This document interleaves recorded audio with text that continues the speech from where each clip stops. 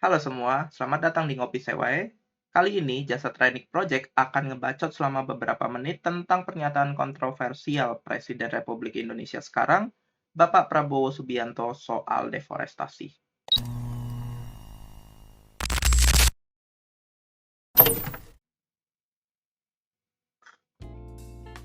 Jadi, yang belum tahu konteksnya, kemarin 30 Desember 2024, dalam acara Musyawarah Perencanaan Pembangunan Nasional di Gedung Bapena, Bapak Presiden Prabowo membuat sebuah pernyataan kontroversial yang intinya adalah masyarakat tidak perlu takut dengan deforestasi karena menurut beliau kelapa sawit juga adalah pohon.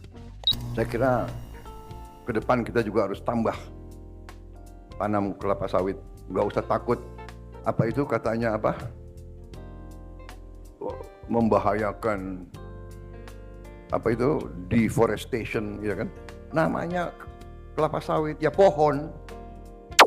Nah, biar konteksnya nggak kemana-mana, pernyataan ini dilontarkan beliau karena sejalan dengan rencana pemerintah untuk membuka hutan cadangan guna digunakan untuk kepentingan industri, khususnya kelapa sawit, yang mana tujuan mulianya adalah mencapai ketahanan pangan, energi, dan sumber daya, yang ujung-ujungnya nantinya akan menjadi pemasukan bagi negara.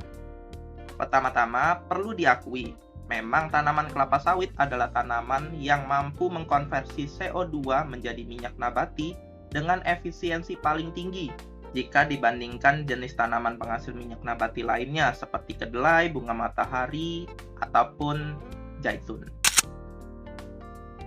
Ini artinya untuk menghasilkan literan minyak yang sama, tanaman kelapa sawit membutuhkan lahan yang lebih sedikit daripada jenis tanaman penghasil minyak lainnya.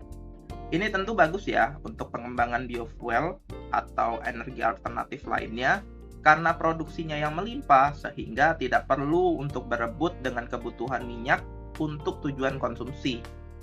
Itu idealnya.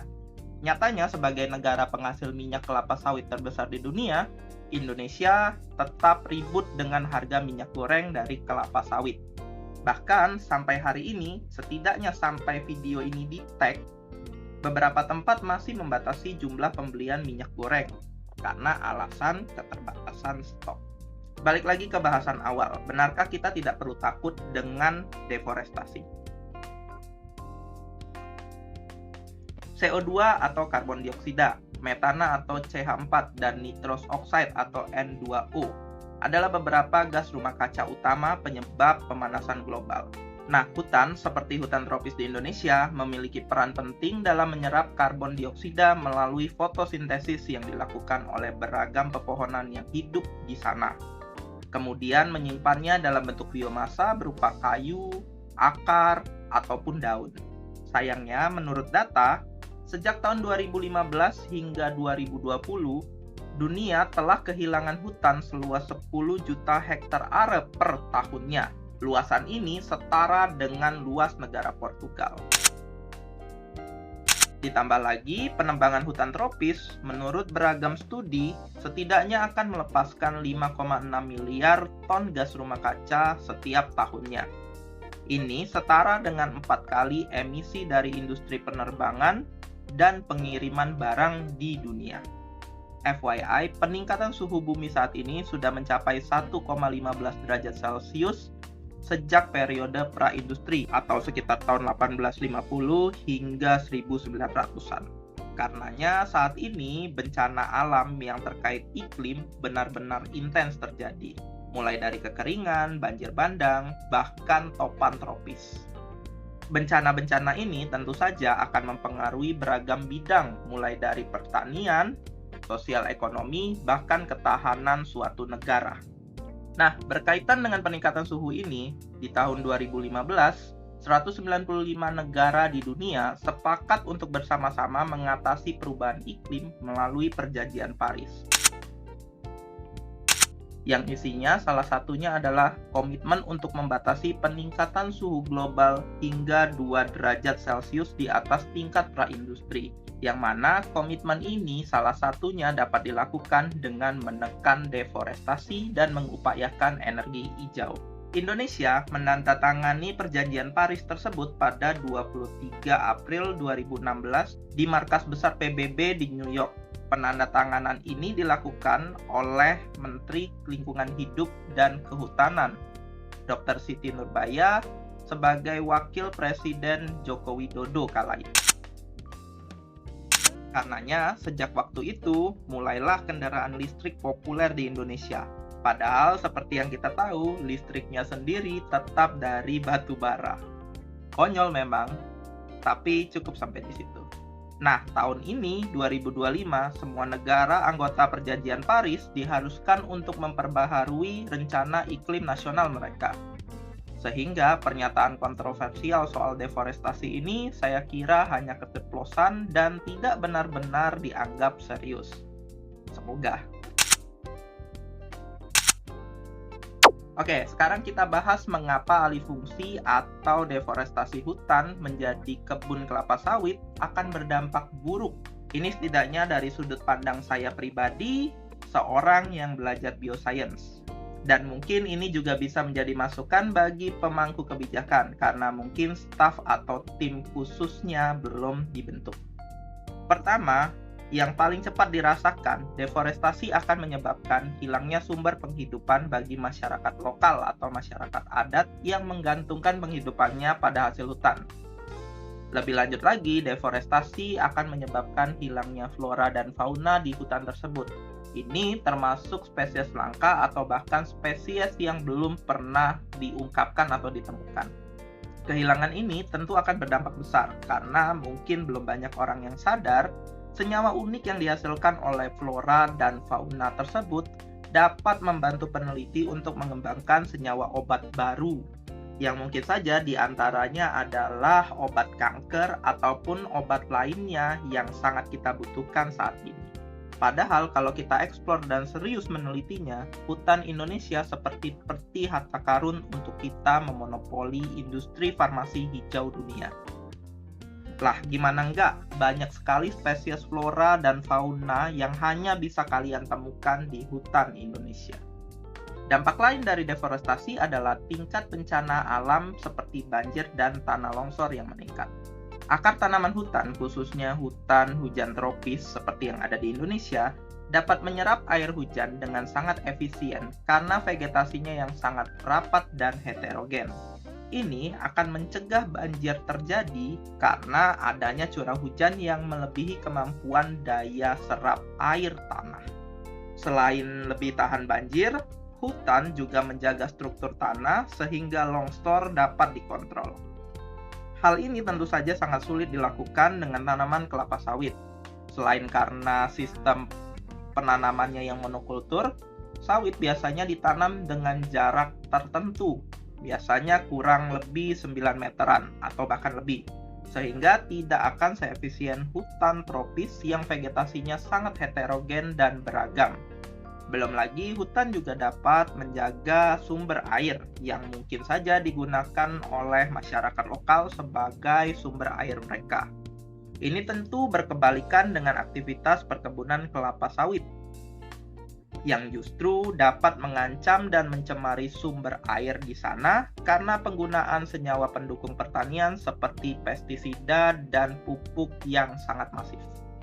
Di sini saya juga harus meluruskan sebuah isu atau anggapan bahwa kelapa sawit itu boros air, sehingga tidak ramah lingkungan. Menurut saya pribadi sih, ini cuma konspirasi ya, karena nyatanya kebutuhan air kelapa sawit tidak jauh berbeda dengan tanaman lainnya. Jadi, anggapan ini lebih seperti black campaigns untuk menjatuhkan industri kelapa sawit Indonesia. Kita harus fair dong soal ini, meski saya di pihak yang kontra terhadap deforestasi. Oke, balik lagi.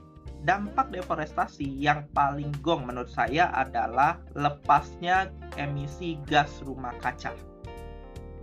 Kita mulai dulu dari pembukaan lahan hutan. Kayu dan biomasa pohon atau tanaman hutan yang diratakan pasti akan dimanfaatkan untuk keperluan, dijual lah mungkin. Sisanya tentu tidak diapa-apain kan, dan akan terdekomposisi bersama-sama dengan bahan organik di permukaan tanah lainnya yang berasal dari daun, ranting, ataupun sisa-sisa tanaman hutan lainnya yang telah menumpuk bertahun-tahun. Sebagai catatan, skenario terbaik ini dapat terjadi dengan anggapan bahwa cara pembukaan lahannya dilakukan dengan metode semestinya, yaitu menggunakan alat berat bukan dibakar, seperti yang sudah terjadi berulang-ulang di Indonesia. Karena jelas pembakaran hutan akan melepaskan emisi dengan jumlah yang lebih parah dalam waktu yang sangat singkat.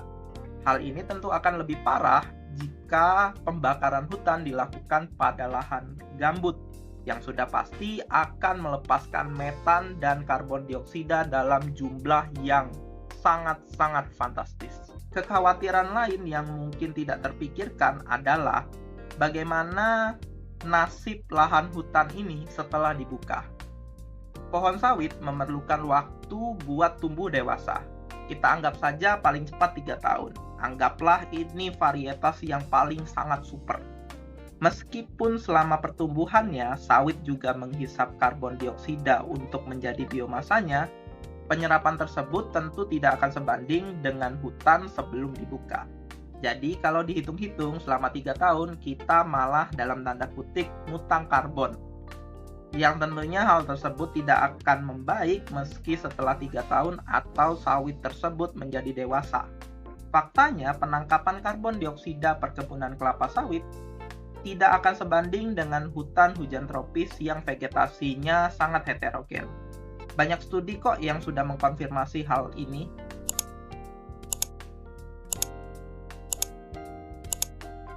Ini pun belum ditambah dengan emisi N2O dari aktivitas perkebunan kelapa sawit yang sudah pasti akan menggunakan pupuk nitrogen seperti urea ataupun ZA. Metana dan N2O berkali-kali lipat lebih potensial memanaskan bumi jika dibandingkan karbon dioksida dalam jumlah yang sama.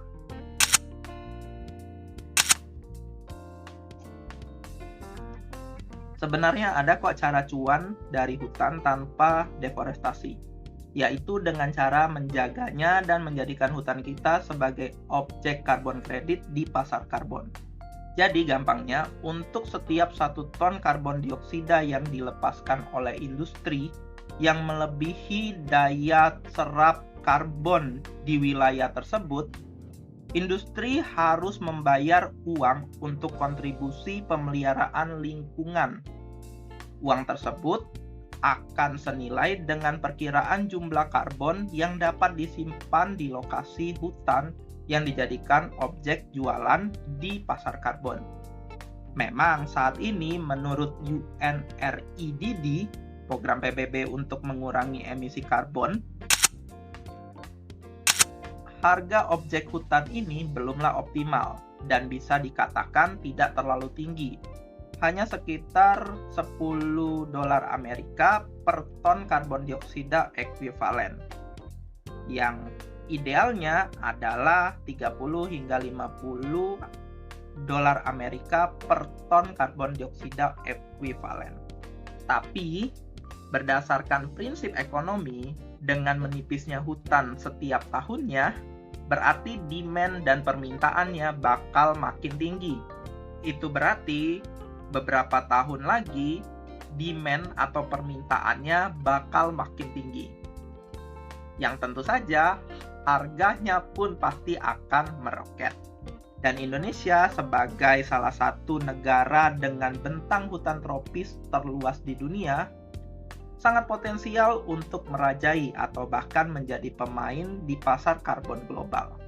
Yang tentunya ini jelas sangat sejalan dengan komitmen Indonesia terhadap Perjanjian Paris. Istilahnya tuh seperti lempar satu batu kena 2 burung. Jadi coba pikir-pikir lagi soal deforestasi. Jangan sampai kita malah kehilangan potensi keuntungan jangka panjang dan malah dirugikan gara-gara salah langkah.